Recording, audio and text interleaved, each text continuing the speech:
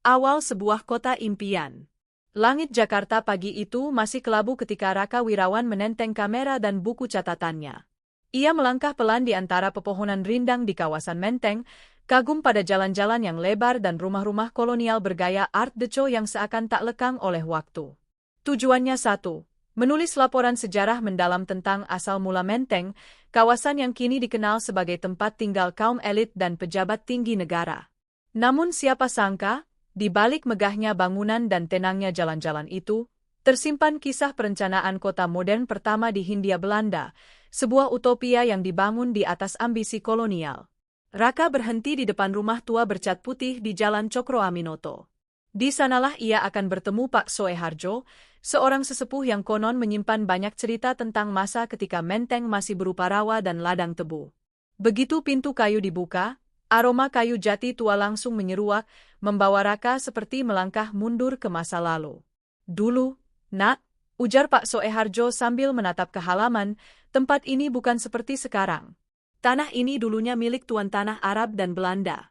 Tapi di tahun 1910-an, pemerintah kolonial memutuskan Menteng dijadikan kawasan percontohan, hunian modern untuk pejabat Eropa. Raka mendengarkan dengan penuh perhatian.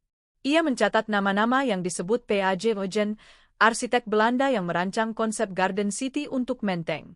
Desain itu menggabungkan keindahan taman dengan fungsi kota modern, jalan melingkar, taman di tengah, dan rumah-rumah berpagar rendah agar warga bisa saling mengenal. Menteng bukan hanya tempat tinggal, lanjut Pak Soeharjo. Ia simbol status, simbol kekuasaan. Hanya orang Belanda dan kaum Eropa yang boleh menetap di sini. Pribumi hanya jadi tukang kebun, tukang batu, atau pembantu rumah tangga. Mata Raka menatap keluar jendela. Di bawah sinar matahari yang mulai hangat, pepohonan flamboyan tampak bergoyang lembut.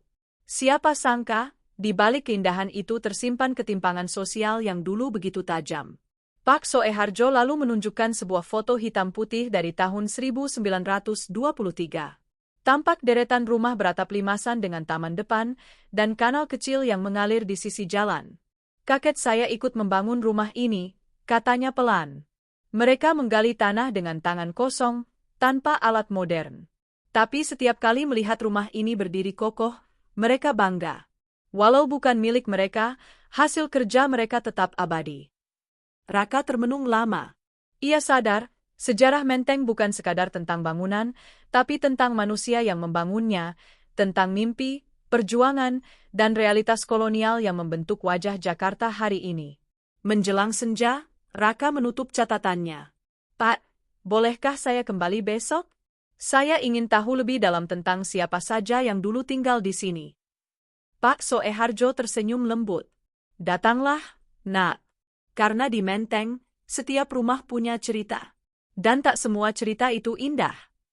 Raka menatap langit Menteng yang mulai berwarna jingga. Ia tahu, perjalanan sejarah ini baru saja dimulai, dan Menteng akan mengajarinya bahwa di balik kemewahan, selalu ada lapisan kisah yang tak terlihat.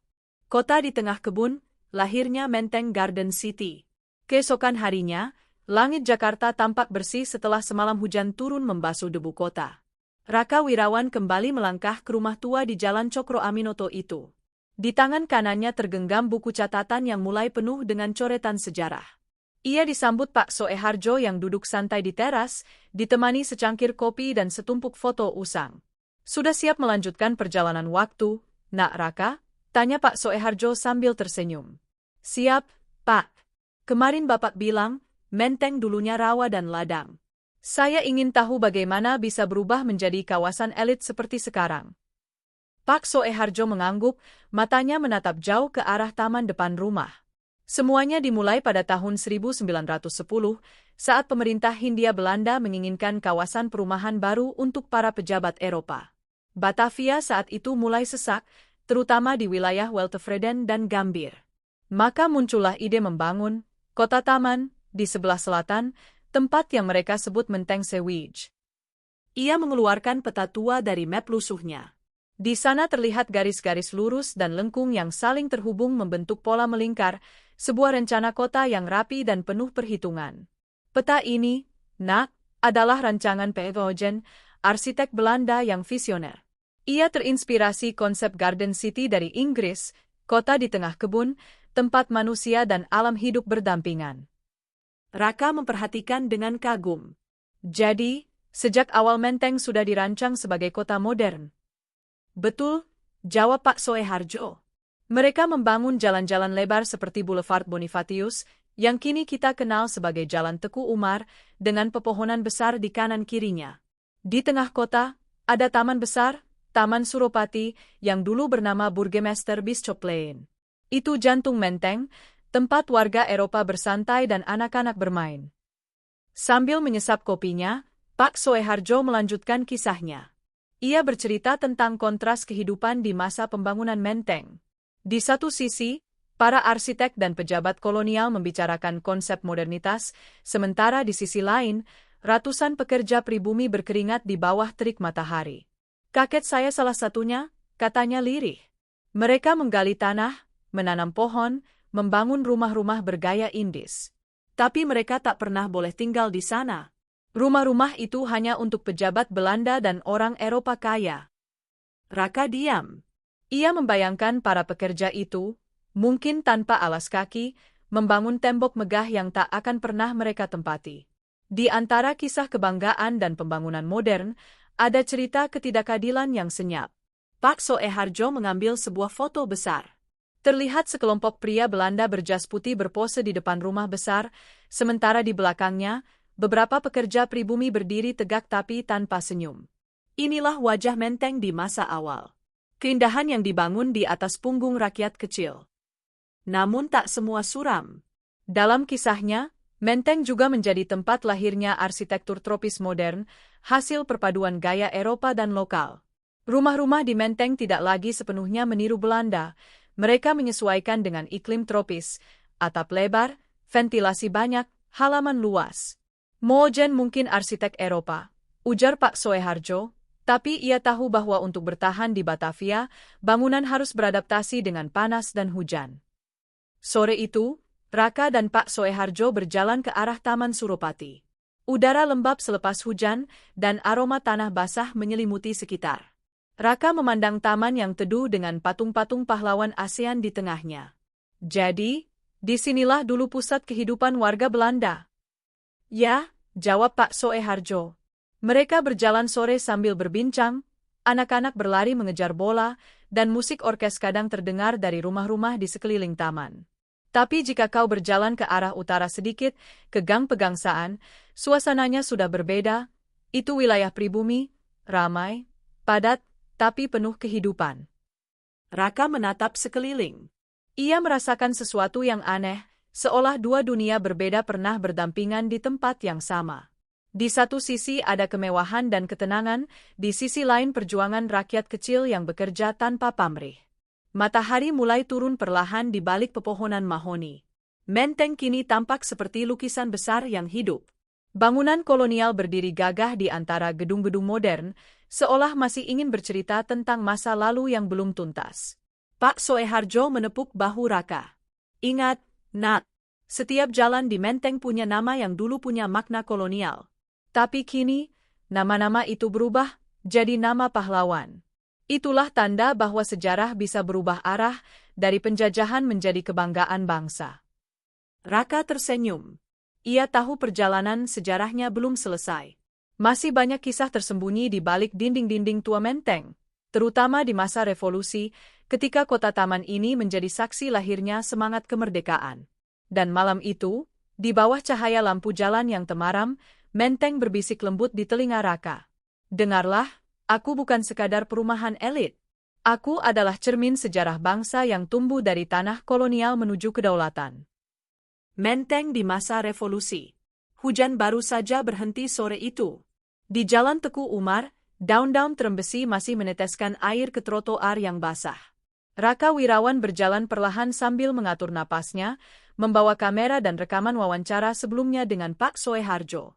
Ia mulai merasakan bahwa perjalanan sejarah ini bukan sekadar liputan, ini seperti panggilan batin untuk memahami bagaimana kota tempat ia lahir menyimpan jejak kemerdekaan bangsa.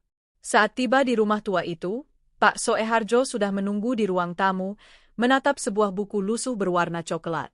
Hari ini, katanya pelan, kita akan berbicara tentang masa paling bergolak, masa ketika Menteng tidak lagi hanya milik Belanda, tapi mulai menjadi saksi kebangkitan bangsa. Raka duduk, membuka alat perekamnya. Setelah tahun 1942, saat Jepang masuk Batavia, lanjut Pak Soeharjo, para penghuni Eropa banyak yang meninggalkan Menteng. Rumah-rumah mereka diambil alih oleh tentara Jepang atau pejabat lokal yang bekerja untuk pemerintahan militer. Tapi masa itu jugalah yang membuka peluang bagi pribumi untuk pertama kalinya menapakkan kaki di kawasan yang dulunya hanya untuk orang kulit putih. Ia menarik napas panjang. Kakek saya masih ingat betul, suasana Menteng berubah drastis. Jalan-jalan yang dulu sepi dan rapi kini ramai dengan lalu lalang tentara Jepang.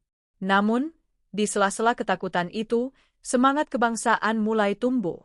Rumah-rumah kosong digunakan untuk rapat rahasia, pertemuan tokoh pergerakan, dan tempat persembunyian dokumen-dokumen penting. Raka mencondongkan badan, penasaran. Apakah benar, Pak, bahwa Bung Karno pernah tinggal di Menteng? Pak Soeharjo tersenyum. Benar sekali, Nak. Rumah di Jalan Pegangsaan Timur nomor 56, itu salah satu rumah di perbatasan Menteng, menjadi tempat bersejarah. Disitulah naskah proklamasi kemerdekaan Indonesia diketik dan dibacakan pada 17 Agustus 1945. Rumah itu dulu milik seorang tokoh pergerakan bernama Faraj Martak, pengusaha keturunan Arab yang menyewakan rumahnya kepada Bung Karno dan keluarganya. Raka terdiam. Ia merasa bulu kuduknya meremang. Bayangan Soekarno yang berdiri di serambi rumah, dengan bendera merah putih berkibar di udara pagi, seolah hidup kembali di benaknya. Menteng menjadi saksi, lanjut Pak Soeharjo, bagaimana dari kota yang dirancang untuk kolonialisme, akhirnya justru menjadi tempat lahirnya kemerdekaan. Mereka kemudian berjalan keluar menuju arah Pegangsaan. Raka memperhatikan lingkungan sekitar yang kini ramai dengan mobil dan gedung perkantoran. Tapi di antara hiruk-pikuk itu, masih ada rumah-rumah tua bergaya kolonial dengan pintu kayu tebal dan jendela besar. Setiap rumah ini punya cerita, ujar Pak Soeharjo. Beberapa dijadikan markas pejuang, tempat menyembunyikan pemuda, atau sekadar rumah aman bagi keluarga yang melarikan diri dari kejaran pasukan Jepang. Saat mereka tiba di Taman Suropati, langit mulai memerah. Di taman itu, di masa revolusi, sering diadakan pertemuan rahasia para pemuda Menteng yang tergabung dalam kelompok intel perjuangan. Mereka mengirim pesan, menyebarkan selebaran, bahkan menyembunyikan senjata di balik taman bunga. Kakek saya bilang, tutur Pak Soeharjo sambil tersenyum getir, bahwa di bawah taman ini, dulu ada lubang persembunyian kecil tempat menyimpan dokumen perjuangan. Tak ada yang tahu, karena semuanya dikubur bersama rahasia mereka. Raka menatap taman itu lekat-lekat. Ia membayangkan bayangan para pemuda itu, berlari di malam hari, bersembunyi di balik pepohonan, membisikkan kabar bahwa kemerdekaan sudah dekat. Di antara pepohonan yang kini tenang, dulu pernah berdenyut semangat yang membara. Lalu, apa yang terjadi setelah proklamasi, Pak? Setelah proklamasi, keadaan justru semakin kacau. Pasukan sekutu datang, dan tentara Nica Belanda ingin merebut kembali kekuasaan. Menteng, dengan rumah-rumah besar dan letaknya strategis, dijadikan markas militer. Banyak warga yang dipaksa keluar, tapi ada pula yang bertahan diam-diam, melindungi pejuang dan keluarganya. Pak Soeharjo menatap langit yang mulai gelap. Kakek saya membantu membawa makanan ke rumah-rumah yang dijaga tentara Belanda. Kadang mereka pura-pura jadi tukang kebun, tapi di dalam tasnya tersimpan surat-surat rahasia untuk para pemuda Republik. Raka menatapnya kagum. Jadi keluarga Bapak juga ikut berjuang? Tidak mengangkat senjata, Nak, jawabnya lembut, tapi mereka berjuang dengan cara mereka sendiri. Tanpa mereka, banyak pejuang mungkin tak bertahan. Itulah bagian kecil dari kisah Menteng yang tak banyak diceritakan. Suasana hening beberapa saat. Di kejauhan, lampu taman menyala satu persatu, menambah nuansa sendu sore itu. Menteng, kata Raka perlahan, dulunya simbol penjajahan, tapi justru jadi tempat proklamasi kemerdekaan. Ironi yang indah. Benar, Nak, kata Pak Soeharjo sambil tersenyum, itulah takdir sejarah. Kadang tempat yang dibangun untuk menindas, justru menjadi saksi kebebasan. Raka menutup buku catatannya. Ia tahu bahwa cerita ini semakin dalam, semakin menyentuh. Ia melihat Menteng bukan lagi sekadar kawasan elit, tapi sebuah panggung besar yang pernah menjadi saksi perubahan dunia, dari kolonialisme ke kemerdekaan. Dan malam itu, di bawah pepohonan tua yang memayungi jalan Menteng, Raka merasakan sesuatu bergetar di dadanya, semangat masa lalu yang seolah masih hidup di udara. Menteng, pikirnya, bukan hanya tempat tinggal. Ia adalah pusat sejarah, tempat lahirnya mimpi Indonesia. Menteng pasca kemerdekaan, dari kolonial ke nasionalis. Mentari pagi menembus celah jendela rumah tua di Jalan Cokro Aminoto.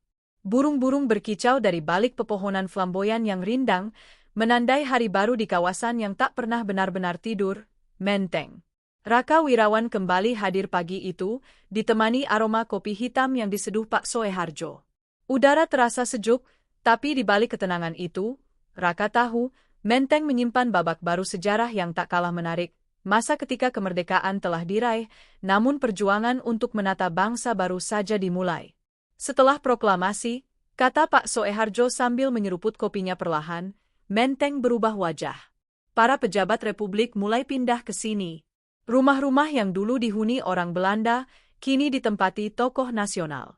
Tapi jangan kira semuanya berjalan mudah. Raka menyalakan alat perekamnya. Rumah-rumah di Menteng sempat dikuasai tentara Nica lagi pada akhir 1945, lanjut sang sesepuh. Banyak keluarga pejuang yang terusir, sampai akhirnya tahun 1949, setelah pengakuan kedaulatan, barulah Menteng resmi menjadi bagian dari Republik Indonesia. Kala itu, pemerintah mulai menata ulang kepemilikan rumah. Beberapa diserahkan kepada kementerian, beberapa dijadikan rumah dinas.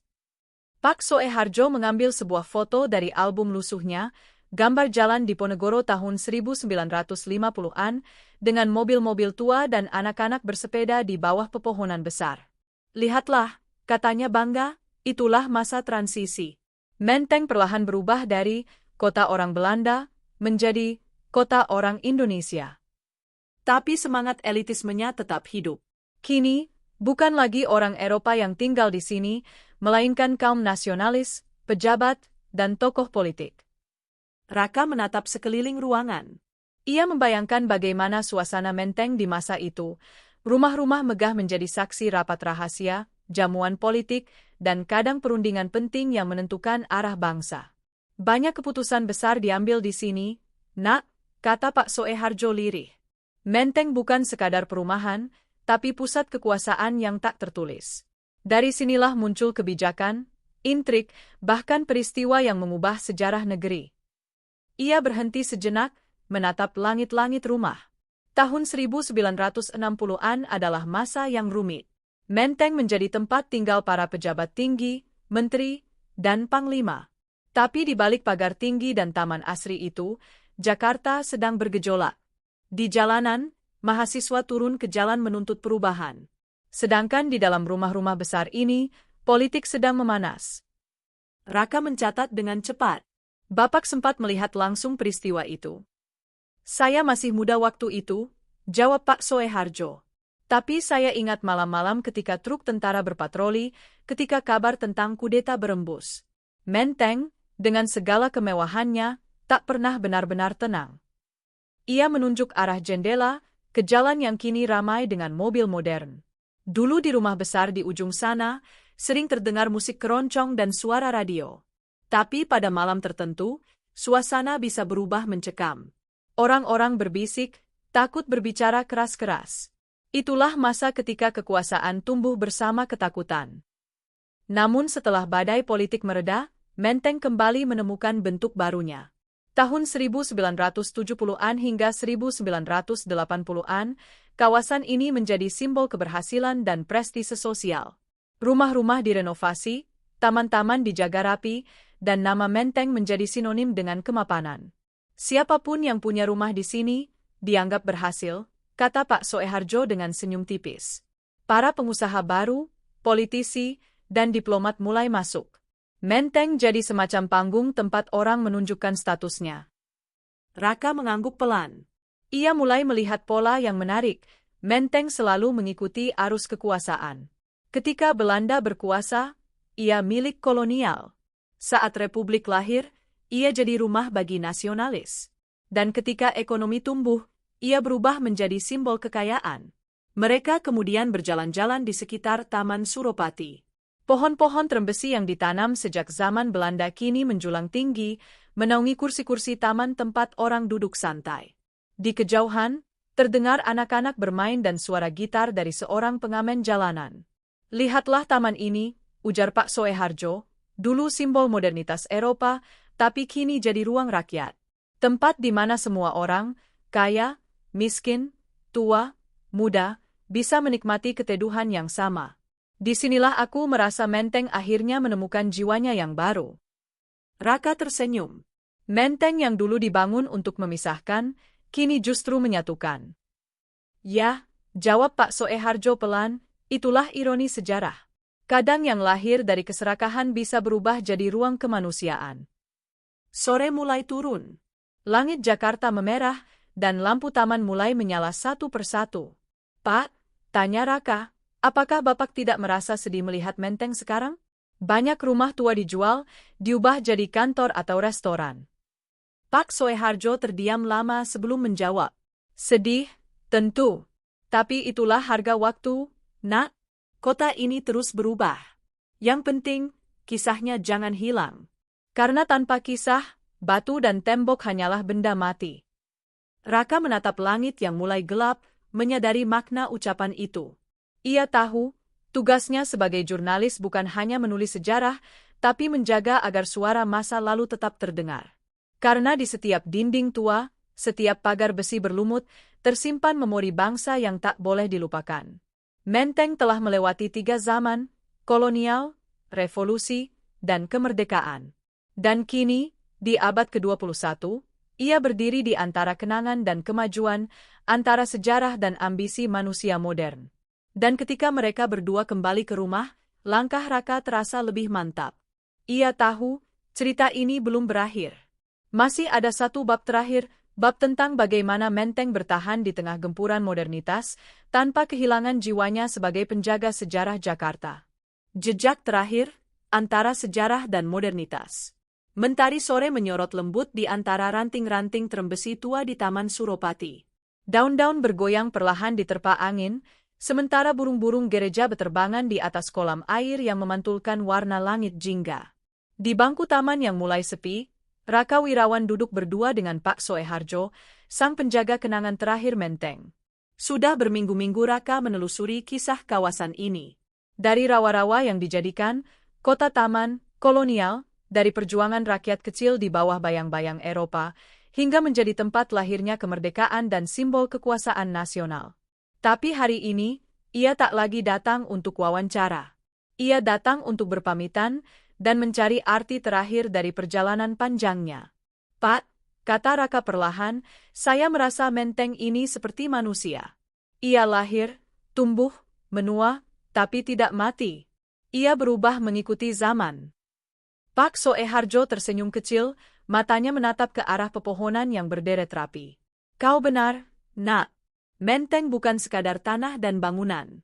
Ia punya jiwa. Dan setiap jiwanya meninggalkan jejak bagi generasi setelahnya." Raka membuka catatan terakhirnya.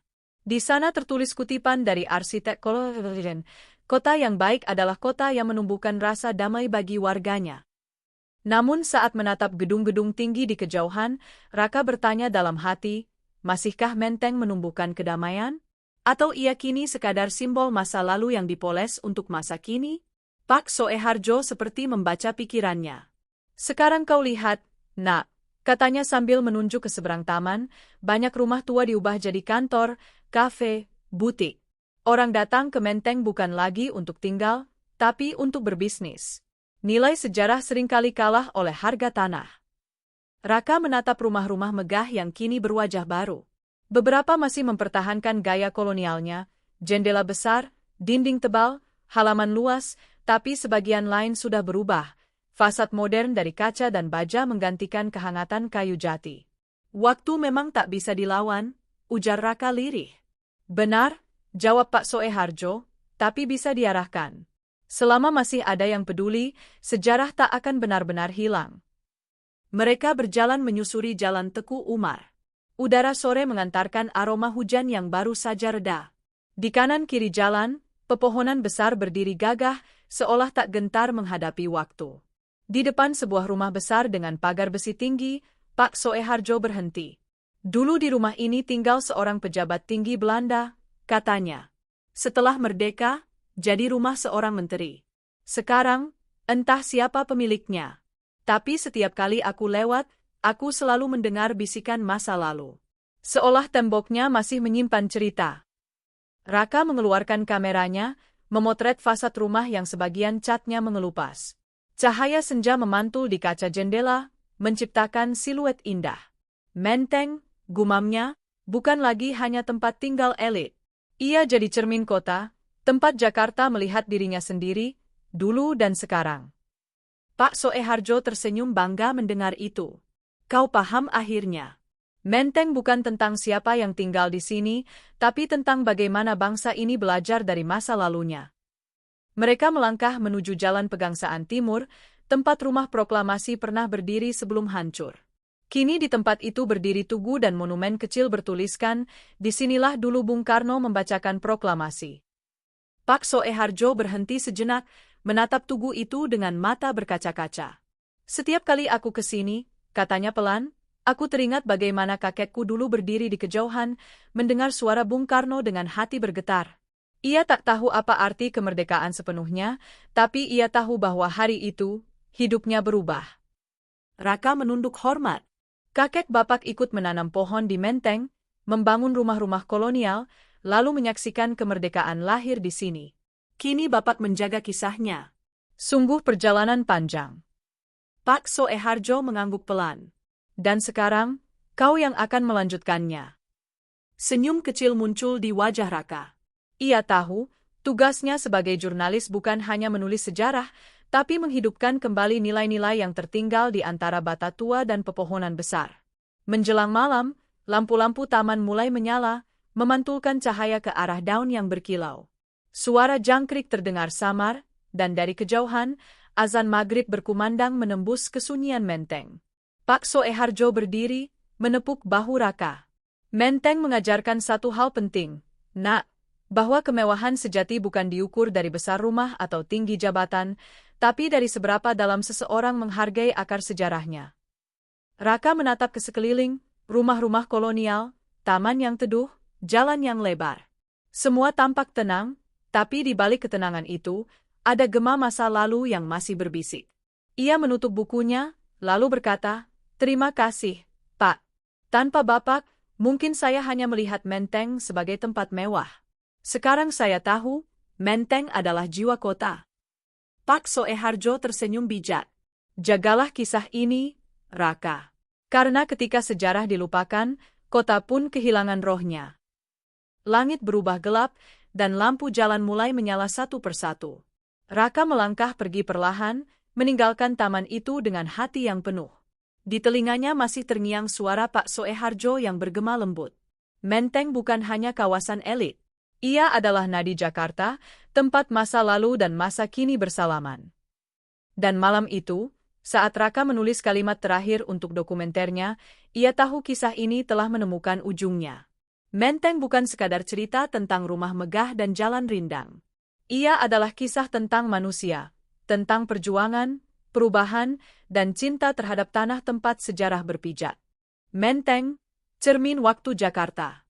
Menteng kini berdiri sebagai saksi abadi perjalanan Jakarta dari masa ke masa. Di balik rindangnya pohon trembesi dan megahnya rumah-rumah kolonial, tersimpan kisah panjang perjuangan, cinta, dan transformasi sosial. Dari sebuah rawa-rawa yang dijadikan kota taman untuk kaum elit Eropa, Menteng tumbuh menjadi jantung budaya dan politik bangsa, tempat lahirnya pemikiran kemerdekaan dan lahirnya generasi pemimpin negeri. Kini, setiap jalan di Menteng memantulkan gema masa lalu, derap langkah para pekerja yang membangun, suara pidato Bung Karno di Pegangsaan Timur, hingga tawa anak-anak yang berlari di Taman Suropati. Menteng bukan sekadar kawasan elit, ia adalah naskah sejarah hidup yang terus ditulis ulang oleh waktu dan manusia. Dan di antara riuh lalu lintas Jakarta modern, kisahnya tetap berbisik pelan. Jangan lupakan dari mana kau berasal, karena di setiap tembok tua dan jalan berbayang pohon ini, Indonesia pernah bermimpi.